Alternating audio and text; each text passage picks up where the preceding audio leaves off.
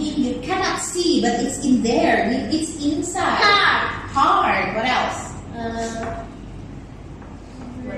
Brain. Brain. Okay, Patsy, what about you? Can you name one?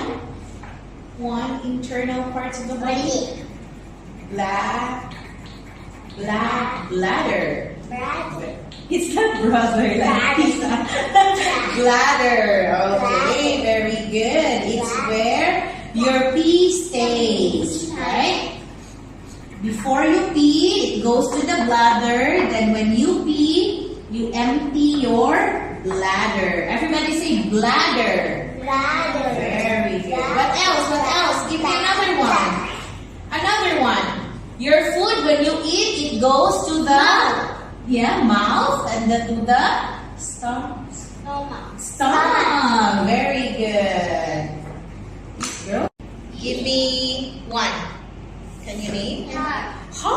Very good. Another one. You use it for thinking. What is it? Brain. Say brain.